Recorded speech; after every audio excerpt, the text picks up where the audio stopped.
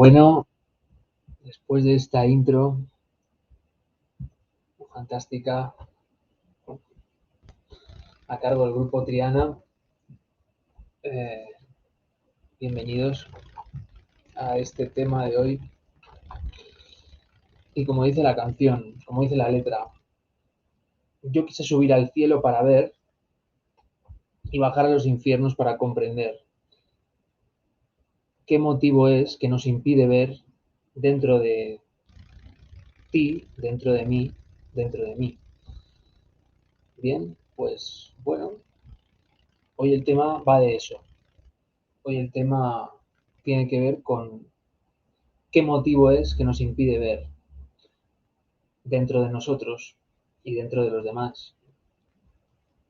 Lo dijimos una vez aquí, cuando uno puede ver dentro de los demás, cuando uno puede ver dentro de sí mismo, cuando no hay ego, cuando no hay yo,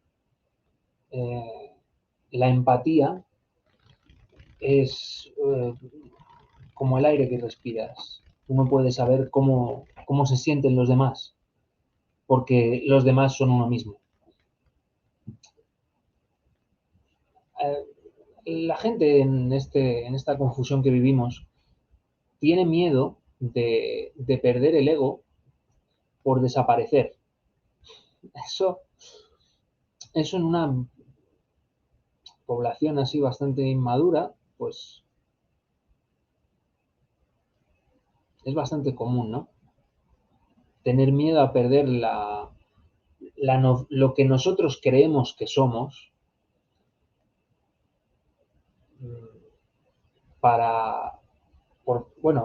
miedo por, no para, miedo por, y si dejo de ser yo, entonces, ¿qué va a pasar? Es como una inseguridad, ¿no? Tenemos mucho autoaferramiento.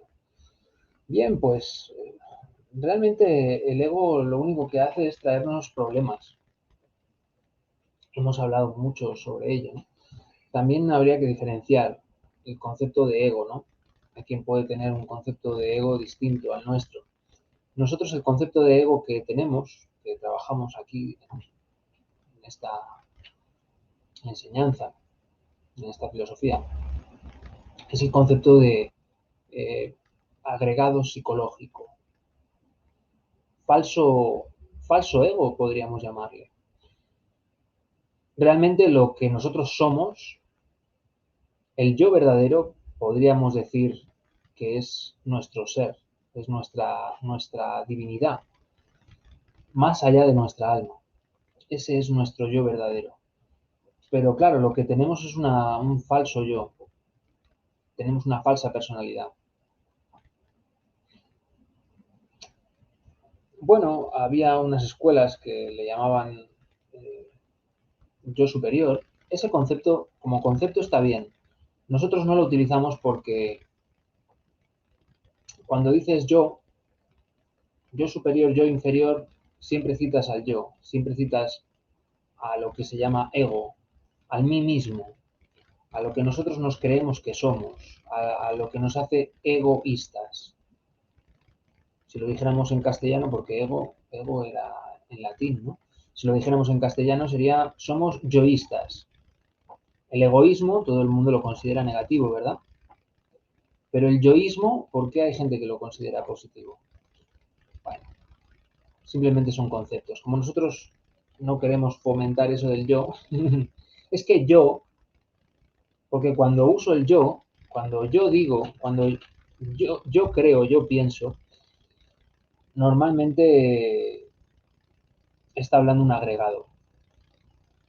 La visión correcta que todo el mundo podía entender son agregados o defectos psicológicos.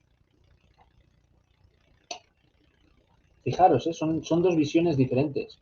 Si decimos agregados, hay algo que se pega, ¿no? Es como que tenemos un bicho. Eso sería tal vez la más correcta, porque hemos creado un bicho dentro nuestro que lucha por dominarnos. Y claro, bueno, todo eso, bueno, se lo estoy diciendo aquí a la ligera porque llevamos ya 2 años, ¿no? Dijimos, ¿verdad que sí, Delia? Haciendo estas conferencias, ya hemos hablado mucho sobre el tema. Pues sí, unos 2 años. Sí, la canción no se entendía mucho, pero bueno. Eh, eh, el tema es que eh, esos agregados también les llamamos defectos psicológicos. Agregados psicológicos o defectos. Defectos sería lo contrario. ¿Os dais cuenta que son dos conceptos contrarios, pero son los que mejor lo definen? ¿Defecto de qué? Defecto de conciencia, defecto de esencia libre, defecto de alma. Cuando uno es dominado por los egos, por los agregados, no tiene alma. Son los agregados los que están hablando. No está hablando el alma de esa persona. Y mucho menos su ser. El alma realmente, el otro día lo cité, es un vehículo. El alma también es un vehículo. ¿Para qué es un vehículo el alma? El alma es un vehículo para el ser, para el Padre que mora en secreto, podríamos decir, para la Divina Madre, para el Hijo, para esa Trinidad que es algo que existe dentro nuestro. Es una fuerza invisible a los ojos de la materia, que es la que nos da la vida, la que nos ha traído aquí. Claro, lo invisible es difícil de investigar, pero bueno, no hay nada imposible. El viento también es invisible, ¿verdad? Y también se investiga. Simplemente tenemos que aprender a cómo medirlo, cómo gestionarlo, cómo poder trabajar con ello, cómo poder comprenderlo. Simplemente es eso. Los conceptos abstractos, lo que sucede es eso, que son invisibles y encima no tienen una forma concreta. Pero mira, el viento podría reunir todos esos requisitos y sin embargo lo consideramos un concepto concreto, ¿verdad? Porque lo podemos encerrar en una botella. El viento no lo podemos encerrar el aire. Es curioso, ¿verdad? Bueno, simplemente hay que tratar de encontrar esos escalones en nuestro alrededor que nos pueden conducir paso a paso hasta ese punto que ahora nos resulta inalcanzable. Bueno, pues de eso se trata. Se trata de presentar escalones, se trata de presentar eh, cosas y prácticas, conceptos asequibles, accesibles, que podamos trabajar con ellos.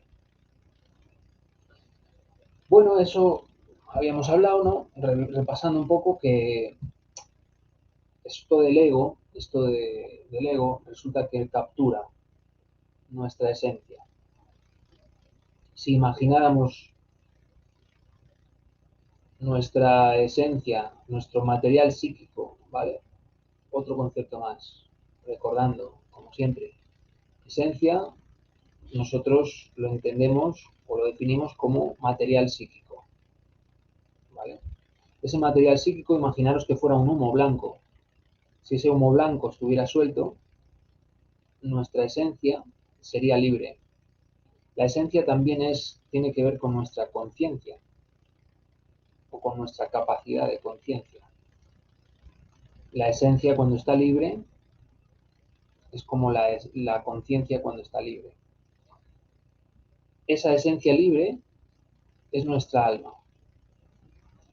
Bien, y aquí viene algo que, bueno, es algo que algunos hemos comprobado, otros no, pero bueno, simplemente es algo para observar, ¿no? Se dice que, o hemos comprobado que con un 3% libre de conciencia, uno puede nacer en un cuerpo humano. Y bueno, los maestros que han comprobado ya esto otro es que con menos de un 3% libre de esencia o de conciencia, pues no se puede nacer en un cuerpo humano. Toca involucionar a cuerpos involutivos de animales, involutivos de vegetales. También los hay evolutivos, pero bueno, toca involucionar, toca pasar por la lavadora. De eso hablamos en aquel tema que hablaba de los inframundos, las infradimensiones. ¿Sí? Esa, ese 3%, con ese 3% podemos nacer en un cuerpo humano. Pero claro, si solo tenemos un 3%, está claro que nos falta algo, ¿no? Podemos desarrollar algo, podemos mejorar algo, ¿verdad? Si tenemos un 97% de conciencia o de ese humo blanco, diríamos, embotellado, enfrascado, capturado, y solo un 3% libre, todavía tenemos un 97%, ¿verdad? Donde podemos trabajar sobre nosotros mismos. Bien, y eso es lo interesante, porque si yo mañana me muero con un 3% de conciencia libre, o mañana me muero con un 20% de conciencia libre, o con un 50% de conciencia libre, eso sería increíble, ¿verdad? Pues, ¿qué creéis que pasará si yo vuelvo a renacer? ¿Empezaré de cero? ¿Me darán otra vez un 3%? ¿Renaceré con un 4%? ¿Me darán un poco más? ¿Me harán una super oferta? No. Tal como yo muero, con ese nivel de ser, con ese nivel de esencia libre, con ese mismo nivel renazco. Entonces, visto así, no sé qué puede haber más interesante, ¿no? No sé qué puede haber más importante que conseguir liberar la esencia. Tener disponible toda nuestra esencia. Tener alma, toda nuestra alma, completa, libre. Claro, aquí hay el concepto este que le choca a mucha gente, ¿no? Que nosotros decimos que no tenemos alma. Tenemos esencia, pero está capturada por el ego. Conforme liberamos el ego, claro, una persona con un 3% de alma, ¿se podría decir que tiene alma? ¿Vosotros qué creéis? Hombre, yo creo que no mucha, ¿no? Si tuviera un 50%, pues ya diría, oye, que tiene la mitad. Pero con un 3%, decir que tenemos alma es un poco atrevido, ¿no? Sería interesante eso, entender que el concepto que tenemos de alma es que el alma se crea. El alma nos la vamos haciendo, nos la vamos labrando, la vamos consiguiendo. Y el tema de hoy viene a hablar de cómo conseguir disolver esos embotellamientos, porque al fin y al cabo son solo un recipiente para contener ese alma, ese humo blanco del símil que he hecho antes. Imaginaros que está envasado en botellas. ¿Cómo hacer para romper esas botellas y liberar el humo blanco? Bueno, pues el primer paso es querer. Uno tiene que querer.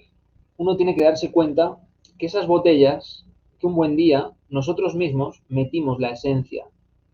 Ese humo blanco nosotros lo decidimos meter dentro de las botellas. Es más, nosotros mismos creamos las botellas para meter ese humo blanco. Entonces, el primer paso es darse cuenta la cantidad de problemas y limitaciones que nos dan esas botellas llamadas ego, defectos psicológicos, agregados psicológicos.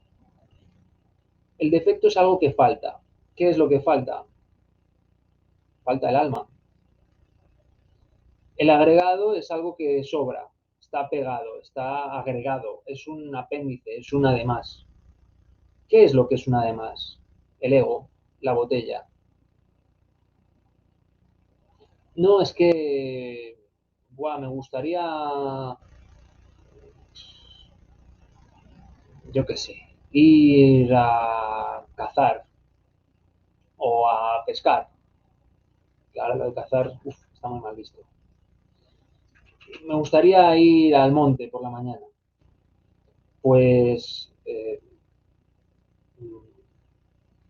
ay, es que tengo un ego de la pereza. Es que tengo una pereza. No decimos tengo un ego de la pereza. Si supiéramos eso ya. Cuando uno dice tengo un ego de la pereza, ya le saltan las alarmas. Si está estudiando estos temas, ¿no? Dice, uy, cuidado, hey, ya te he visto, ya te he visto. Entonces, el ego se esconde, se camufla. No, bueno, vete al monte, no pasa nada. El ego es curioso porque es una botella, un enfrascamiento, ¿no? Pero es inteligente, porque está creado con material psíquico. Es una botella del mismo material que el resto del humo blanco. Es una botella hecha con esencia. Entonces es inteligente. Tiene todos los atributos por eso le llamamos ego, por eso le llamamos yoes, porque tienen todos los atributos de una persona.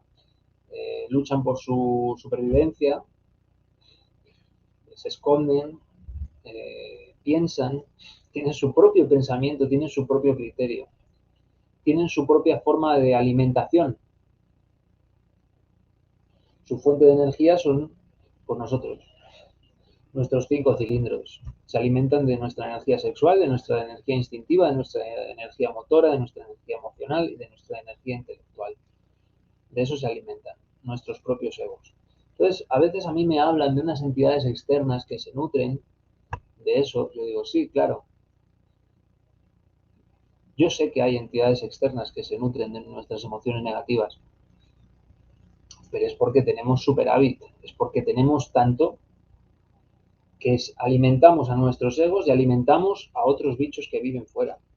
Pero claro, aquí lo más interesante que es cortar el grifo de los de dentro. Si tú empiezas a decir que se acabó, que se ha cerrado el bar, que ya no hay más, que ya no hay más comida, váyanse a su casa. Los egos, tú eres su casa. Empiezan a volverse más pequeños. Uno descubre de qué se nutren, de qué se alimentan y empiezan a volverse más pequeños. Y una vez ahí, pues es que nosotros les hemos visto. Tenemos que hacer ese punto de enjuiciamiento. Le hemos investigado, hemos visto cómo funciona, cómo trabaja y hemos decidido hacerle la guerra. Hemos decidido que se acabó y ya no te voy a dar más de comer. Eso es lo que le dice el Buda cuando despierta. ¿Os acordáis de las palabras del Buda? ¿Habéis leído la doctrina budista? Cuando el Buda despierta, toca el suelo. Bueno, primero él pasa una serie de cosas. Luego ve las 5 hijas de Mara, que son los 5 venenos mentales en la visión budista. Ellos son odio, apego, ignorancia, deseo y envidia. Nosotros tenemos los 7 pecados capitales. Vienen a ser lo mismo, pero en diferentes grupos. Y cuando no hace caso a las hijas de Mara, entonces aparece el propio Mara. Y le dice, oh arquitecto, porque él crea el mundo, él crea la realidad. Y se le aparece con su propia imagen. Él se ve a sí mismo. Dice, oh arquitecto, por fin te conozco. Ya no edificarás más tu casa sobre mí. La tierra es mi testigo. Y toca la tierra. Por eso veis las imágenes de Buda tocando el suelo con una mano, sentado en flor de loto tocando el suelo. Eso que él está diciendo es que ha descubierto todos sus egos y que ya no van a hacer más morada en él. Esto parece que no, parece como que, bueno, y que una persona consiga eso, vosotros imaginaros un mundo, ¿por qué los grandes iluminados han conseguido hacer grandes cosas? ¿Por qué realmente ha trascendido lo que ellos han hecho? ¿Por sus palabras? ¿Por lo que dijeron? No, por lo que hicieron. Por lo que hicieron dentro suyo. Aunque un iluminado no haga ningún tipo de sermón, ni escriba o divulgue, porque no suelen escribir. Ahora ya sí, pero antes no solían escribir, escribían sus discípulos. Eh, que una persona tenga unos logros espirituales, aunque nadie le conozca, ¿tendrá algún efecto en el mundo? ¿Vosotros qué creéis? ¿Que sí o que no? Si es que no, ¿por qué? ¿Por qué no? Y si es que sí, ¿por qué sí? No, porque nadie le conoce, a nadie le va a llegar lo que le ha hecho, quién sabe, ¿no? No va a influir. Pero ¿y si es que sí? ¿Cómo es que alguien consigue influir? Por ahí me contestan que sí. ¿Cómo es que alguien consigue influir aunque nadie le conozca? Podríamos hablar del nivel cuántico, podríamos hablar de un montón de cosas, de metafísica, pero es más simple, es mucho más simple. Si yo consigo eliminar todo aquello que me esclaviza, todo aquello que es mi enemigo interno, yo ejerzo una influencia que está más allá del tiempo y del espacio, porque yo he ido más allá de mis límites, he roto todos mis límites. Y entonces ya no estoy sometido a las leyes de antes, estoy sometido a otras nuevas leyes. Dicen que los cristos, la gente que llega al punto de lo que llamamos ser un Cristo, un cristificado, han pasado la iniciación venusta y han resucitado, dicen que los Cristos siguen perfeccionándose. Qué fuerte, ¿no? Así que imaginaros, nosotros tenemos un camino infinito, infinito. Porque siempre que superas un punto, llegas a otro punto donde tienes otra cosa que superar. Hay un afán, ¿no? Hay un afán de, bueno, ahora ya lo tengo, ahora ya me he hecho a dormir. Yo quiero llegar y ya cuando llegue ya descanso. Todo eso obviamente es del ego, es otra trampa más del ego. Estos trabajos hay que tomárselos con la calma, hay que tomárselos muy con la calma. Aquí hemos hablado mucho de la didáctica. Uno tiene que usar esa didáctica de forma correcta. Uno tiene que usar la observación todo el día y durante la noche también. Así que hay que tomárselo con calma. Uno tiene que darse cuenta de sus egos, no darles de comer. No darles de comer tendría algo de represión, bastante de represión. Eso es peligroso. No se puede abusar de eso. Uno tiene que no darles de comer, pero al mismo tiempo tiene que comprender, tiene que entender que esos egos, ¿por qué están ahí? ¿Qué trozo de esencia me están robando? Ese yo de la pereza del que hablábamos antes. ¿Qué me está robando ese yo de la pereza? ¿Qué me está quitando? ¿Por qué está vivo? ¿Qué quiere ese ego? Y el ego habla, pues porque tal. Entonces el ego se empieza a justificar dentro nuestro. Nosotros lo escuchamos. Ah, muy bien, muy bien. Y le comprendemos. Porque cuando lo hemos comprendido en un nivel lo suficientemente profundo, vamos a decir, ese ego deja de tener fuerza. Automáticamente se empieza a disolver. Deja de tener fuerza. Aún así, vuelve otra vez. Y vuelve otra vez. Y vuelve otra vez. Porque es como el ave fénix que renace de sus cenizas. Es como las cabezas de estos dragones mitológicos de 7 cabezas, que le cortaban una cabeza y de la cabeza que le cortaban salían otras 7. Si queremos a veces luchar por la fuerza contra el ego, no, pues ahora me voy a levantar todos los días a las 6 de la mañana y tal y tal y tal. Entonces luchamos y luchamos y luego tenemos más pereza todavía. Resurge con más fuerza, ¿no? Por la fuerza no se puede hacer, no se puede hacer. Necesitamos comprensión y luego necesitamos apelar a la Divina Madre. ¿A la Divina Madre cuándo vamos a apelar? A la Divina Madre vamos a apelar en la práctica de magia sexual. Ahí vamos a llamar a la Divina Madre, en lo que se conoce como tantrismo blanco. Ese es el punto más álgido. Podemos hacerlo en cualquier momento del día, pero el punto más interesante es ahí. Y en ese momento es cuando le pedimos a la Divina Madre que nos disuelva ese defecto, ese agregado psicológico. Ese es el punto, ese es el momento.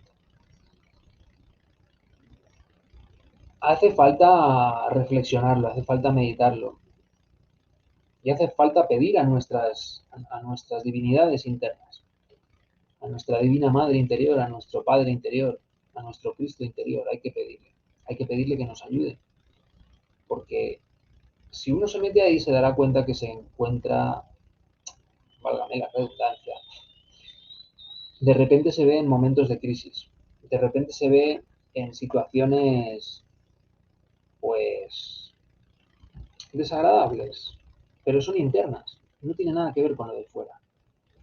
Tiene que ver con situaciones de las cuales nosotros normalmente huimos.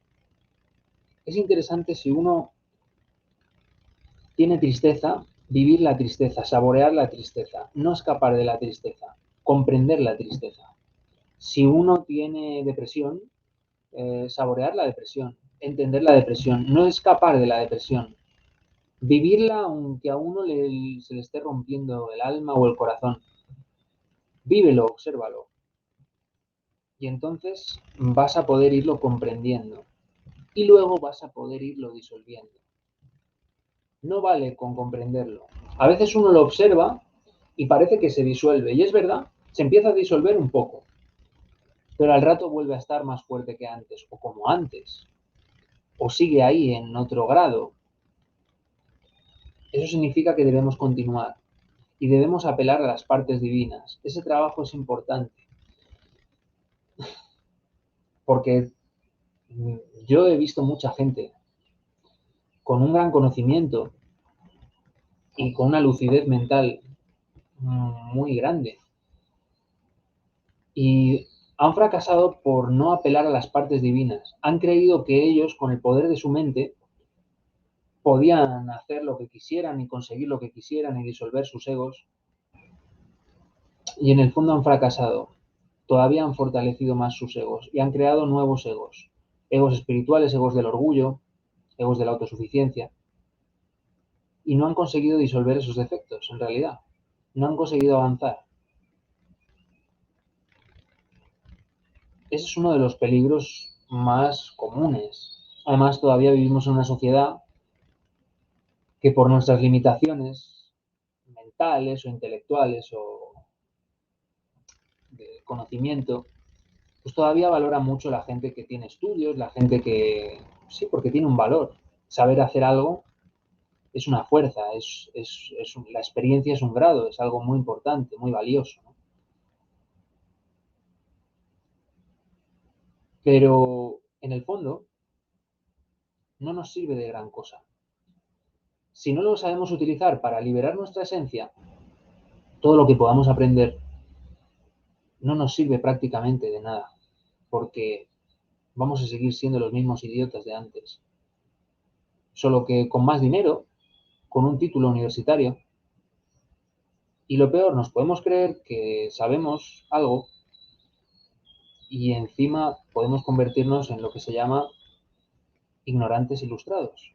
¿Habéis oído hablar de los ignorantes ilustrados? ¿Sabéis lo que son? Son esta gente cuando nos creemos que sabemos algo, que somos listísimos, que eso yo ya lo sé todo.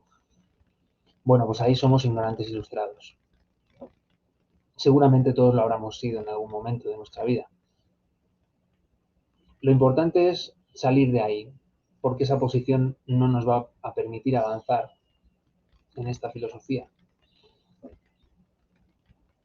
Uno puede ser muy buen cualquier cosa, incluso uno puede ser muy buen, por ejemplo, medium, no quería usar esta palabra, eh, clarividente, uno puede ser muy buen clarividente, saber incluso leer el futuro, tenía un nombre técnico, no me acuerdo ahora, la gente que sabe leer el futuro, pero, por ejemplo, Rasputín era uno de ellos. Aún así, Profeta, ¿cómo has dicho? profeta, Profeta, profeta, bueno, profeta es que habla vidente, Dios por su boca, vidente, podemos decir. Había un nombre técnico, como estos de, como si fuera una mancia. como Nostradamus, clarividente. Había otra palabreja así, rareta. Pero bueno, da igual. Me habéis entendido, ¿no? A lo que me refiero. Uno puede ser muy buen clarividente, pero si su ego se lo echa todo a perder, sus intereses egóticos no permiten que esa persona haga correctamente su trabajo por sus conflictos de intereses internos. No saben que tienen que ser altruistas y desinteresados para hacer ese tipo de labores. Se pueden meter en un problema. Incluso hay ciertas labores que son sagradas. La medicina es una de ellas. Eh, la justicia es otra de ellas. Claro, si os paráis a mirar bien, ¿cómo sería un mundo, volviendo al punto de si es interesante o no es interesante la labor de las personas que consiguen disolver sus egos del todo? Si no es interesante la labor de los Budas, la labor de los Cristos. Imaginaos que todo el mundo hubiera conseguido disolver, vamos a decir, un 30% de los egos que tiene, o un 50%. Porque nosotros normalmente, pues vamos a los sitios, tenemos compostura, hay una compostura social, ¿verdad?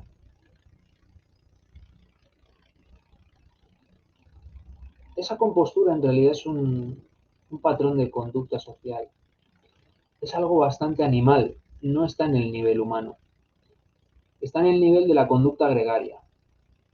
Entonces, si uno actúa desde la conciencia, le da igual lo que hagan los demás, porque él va a hacer lo que es correcto, lo que él considera que es correcto.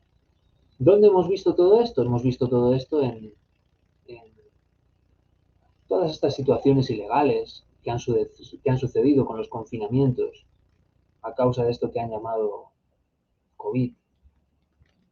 Todo eso mmm, nos ha dejado claro quién es íntegro y quién no es íntegro, quién sigue la conducta gregaria y quién no, cuándo nosotros mismos hemos seguido la conducta gregaria y cuándo no hemos seguido la conducta gregaria.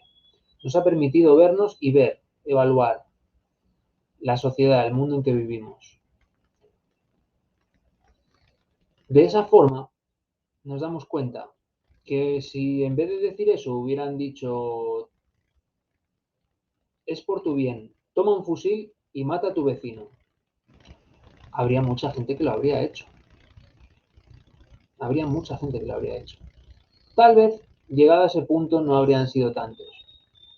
Pero yo creo que si 2 meses seguidos les ponen 24/7 por la televisión que su vecino le va a causar un problema, tenga cuidado, al final un gran número de personas acabarían matando a su vecino.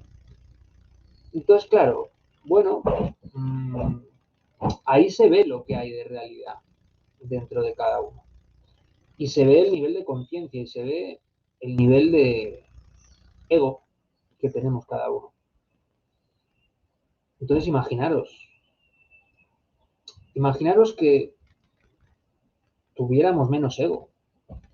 Porque claro, lo contenemos, salimos a la calle y no nos echamos encima de una persona del sexo contrario, no defecamos en medio de la calle como los perros, no nos ponemos a insultar a la gente cuando nos parece, no sé, nos ponemos ropa, aunque haga calor, aunque bueno, hay gente que ya cada vez se pone menos ropa, pero aún así nos seguimos poniendo ropa, nos contenemos, ¿verdad? Pero el ego, está dentro. Aunque lo contengamos, el ego está ahí, esperando el momento, esperando la situación, para de forma sigilosa hacerse con el poder. ¿De quién? De nosotros mismos. Si la revolución individual tuviera éxito, que por lo cierto, que bueno, por lo visto no lo tiene, a los hechos me remito, si tuviera éxito esa revolución individual, el mundo pues sería diferente, podría ser diferente. De otra manera, ¿qué sucede? Que todo más o menos sigue igual. Aunque nosotros tengamos más dinero, tengamos más tecnología, tengamos más avances científicos, al final el ego lo echa a perder todo eso. Al final no somos felices. A pesar de tener todo eso, ¿cómo puede ser que no seamos felices? ¿Cómo puede ser que haya gente que tenga todos los bienes materiales o las necesidades materiales cubiertas, más que cubiertas para él y para su descendencia, porque tengan mucho dinero o muchas propiedades? ¿Cómo puede ser que esa gente todavía sea infeliz? Que todavía sea mezquina, que todavía... ¿Cómo puede ser? Bueno, pues porque lo importante no es eso. Hay que tenerlo, es una pieza del puzzle, es parte del juego. Estamos en este planeta y bueno, en esta sociedad es complicado vivir sin dinero. Yo lo he intentado, es complicado, muy complicado. Casi es más difícil vivir sin dinero que usar un poco de dinero. Claro, el equilibrio es que tú uses el dinero y que el dinero no te use a ti. Bien, la didáctica está ahí. La didáctica va por todo lo que os he explicado. No sé si quieres añadir algo más, Delia. Perdón. Bueno, pues es un tema complejo, ¿no? Como dices tú, a pesar de que ya lo hemos platicado en otras conferencias, pues verdaderamente hay mucho que decir, ¿no? Lo primero que podría yo decir es que pues tenemos que ser profundos en esto, ¿no?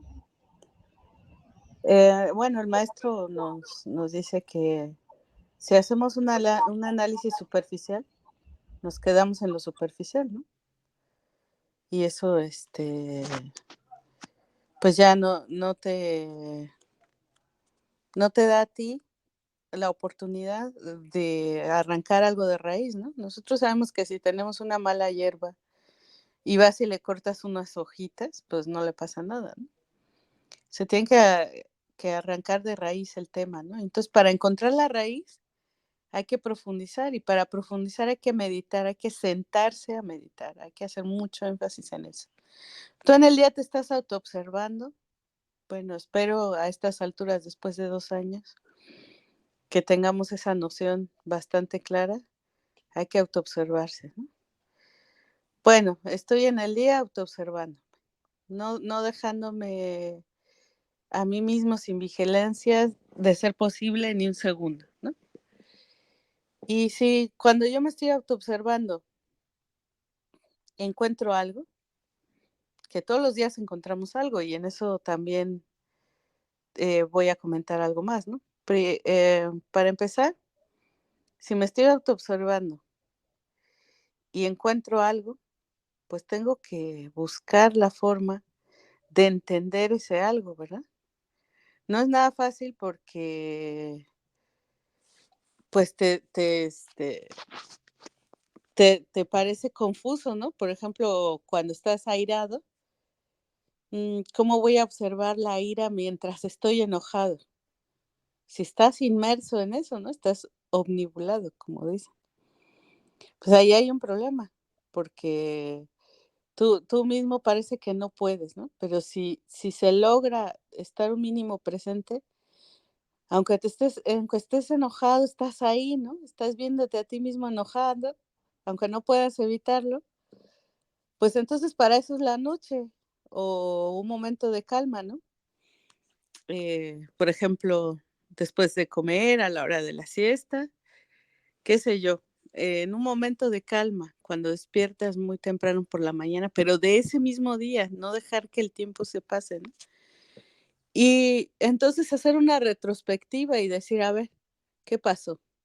Vino mi mamá, me dijo que limpiara mi habitación y yo sentí que me estaban vulnerando, que me estaban oprimiendo, que eso no era justo, que no tenía consideración por mí, bla, bla, bla. Bueno, a ver, entonces en nuestro interior las emociones se mueven, ¿no? Empiezan a surgir como a partir de emociones, como ideas y como palabras. Y dices, pues es que yo sentía que mi mamá estaba siendo inoportuna o estaba siendo desconsiderada porque no vio que yo estaba haciendo otra cosa muy importante, qué sé yo. ¿Por qué siento que si yo estoy haciendo algo muy importante, las demás personas no deben interrumpirme? Primero, tienen que saberlo y dos, no tienen que interrumpirme. Pues porque quizá me creo el centro del universo, ¿no? Ahí hay para preguntarse, ¿estaré manifestando un yo del orgullo?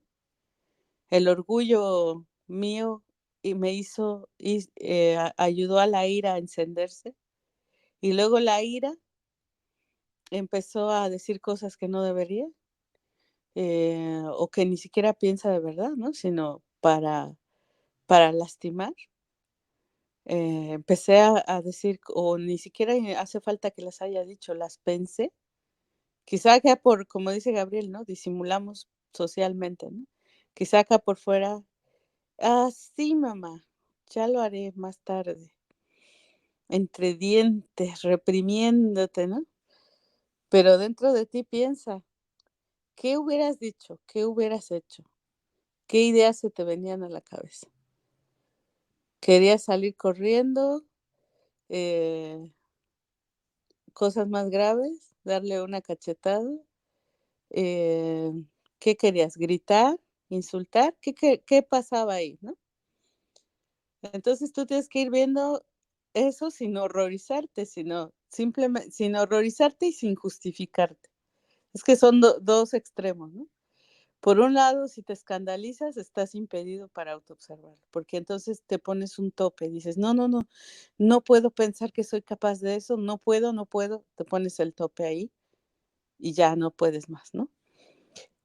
Pero tampoco puedes justificarte, porque igual es un tope, si empiezas a decir: pero es que yo ese día estaba muy cansado, es que yo ese día no podía, es que me había pasado algo muy fuerte en el día y entonces, pues, no podría haberlo hecho de otra forma. Tú te estás justificando, justificando, justificando, pero no eres tú. ¿Quién es ese que se justifica?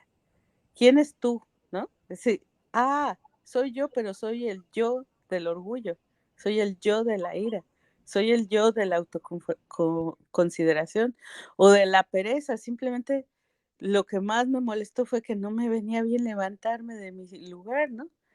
Entonces, pero yo no puedo ser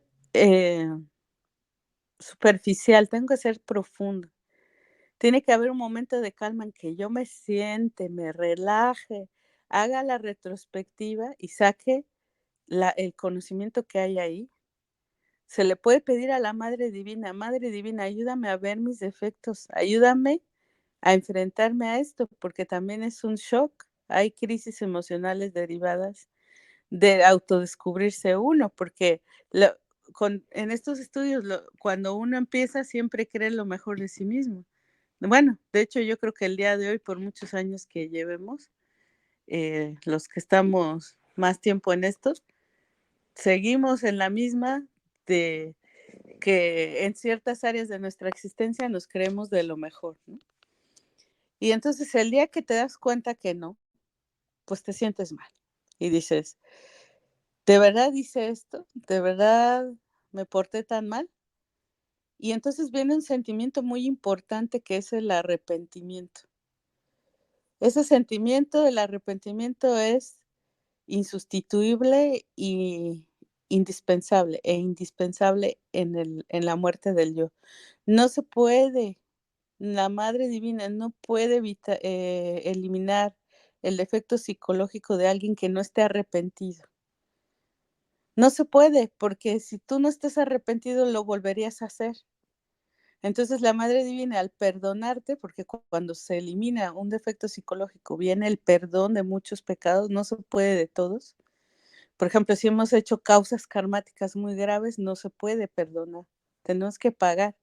Pero la Madre Divina nos perdona mucho cuando nos elimina un defecto, porque confía en nosotros, porque ya no somos capaces de volver a incurrir en el mismo error. Si no somos capaces de incurrir en el mismo error, nos puede perdonar todo lo que se pueda, ¿no? Entonces, si, si la Madre Divina nos perdonara errores de los que no estamos arrepentidos, los volveríamos a hacer, entonces la divinidad se convertiría en cómplice del delito.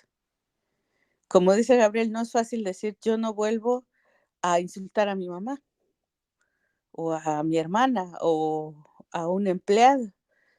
No, no vuelvo a hacerlo. Tú en tu cabeza dices, yo no quiero ser así, quiero ser bueno, no lo voy a hacer. Pero cuando viene el momento, se desata esa fuerza dentro de ti y sale. Cuando sale, ya lo manifestaste, pero porque está ahí. Los budistas dicen que si tú exprimes una naranja, pues sacas zumo de naranja, jugo de naranja sacas si tú exprimes una naranja. No sacas otra cosa porque no hay otra cosa. No puedes exprimir una naranja y sacar jugo de kiwi. No se puede. Entonces, por más que una naranja quiera ser kiwi, pues cuando la exprimes sale jugo de naranja. Y eso es lo que nos pasa a nosotros. En el día a día disimulamos hasta hacia nosotros mismos. Viene una situación difícil y sale el jugo de naranja. Ese soy yo de verdad. Tú te has creído calmado, tranquilo, buena onda, etcétera, pero vino un empleado y se le cayó tu móvil por accidente y quizá no dijiste nada, pero dentro de ti te airaste, o quizás sí lo dijiste.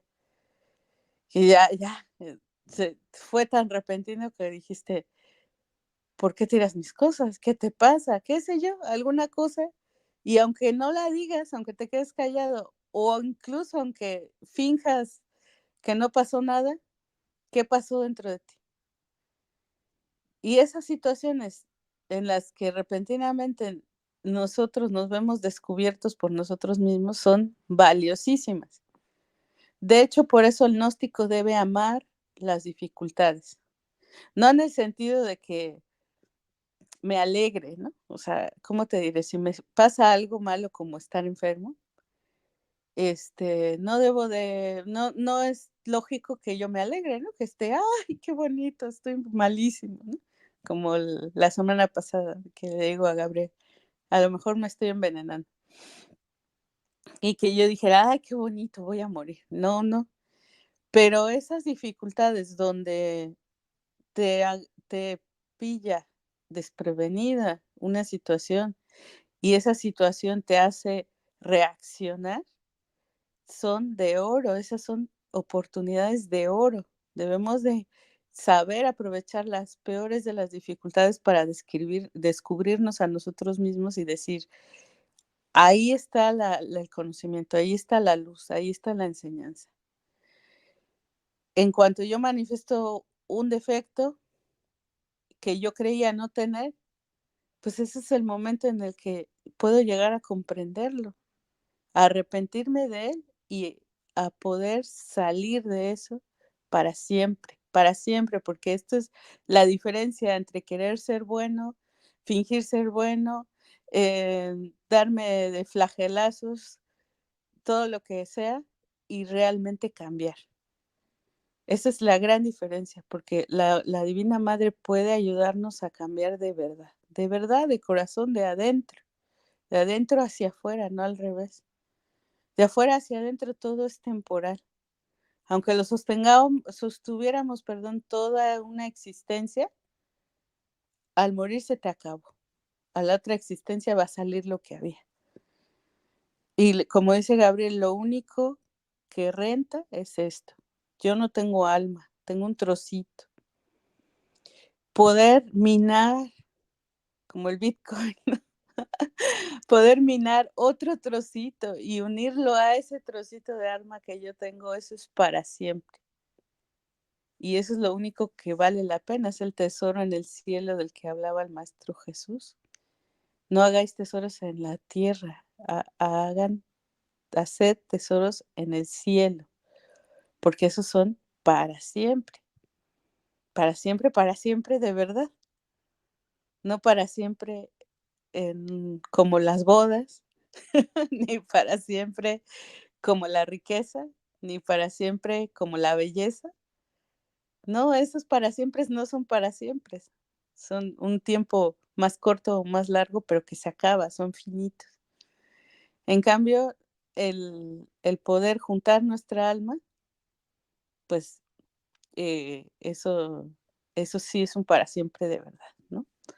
Y bueno, hay varios caminos que recorrer, aparte de buscar en nosotros el análisis, el profundo, el arrepentimiento verdadero, el anhelo de pedir a la Madre Divina, podemos manifestar lo contrario, ¿no? Cuando hemos logrado reducir un poquito la pereza, pues viene la voluntad. Si logramos reducir un poquito el orgullo, viene la humildad, viene el amor al prójimo, ¿no?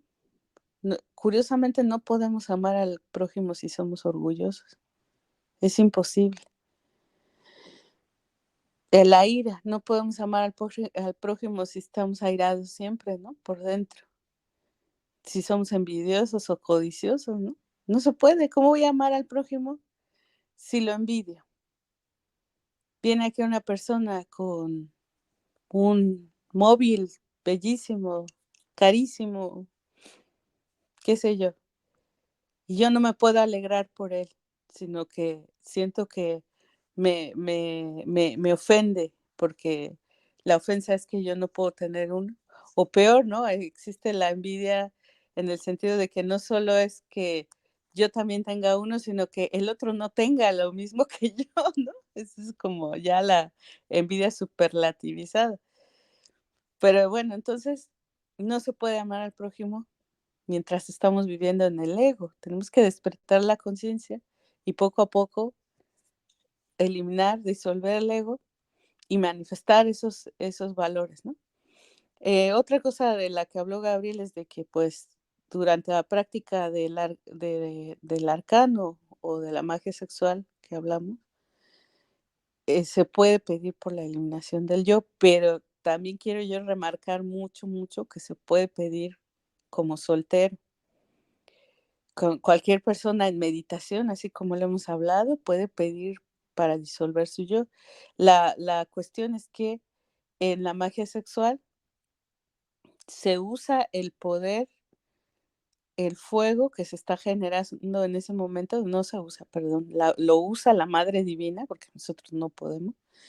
Le pedimos a la Madre Divina que utilice esa energía, porque resulta que el ego está arraigado en toda nuestra naturaleza, en todos nuestros cuerpos, en nuestros planos, en las dimensiones y hasta en nuestro cuerpo físico, porque hay yos que están a nivel atómico, como el del alcoholismo. Por eso la psicología considera el alcoholismo una enfermedad, porque está arraigado a nivel atómico y es verdad. O sea, y entonces, ¿cómo voy a disolver eso yo? O sea, ¿cómo me lo quito si nada más dándole vueltas ahí hablando con el psicólogo no voy a poder? Como mucho lo puedo manejar mejor, pero no se trata de manejarlo, se trata de erradicarlo, disolverlo, quemarlo de nuestra naturaleza interior. Entonces, nosotros tenemos un fuego sagrado como solteros que se puede usar para eso y sencillamente pedirle a la Madre Divina que lo use. Pero obviamente entre dos personas se acrecienta esa energía y esa energía la puede usar la Madre Divina en un acto muy sagrado para poder eliminarlo, ¿no?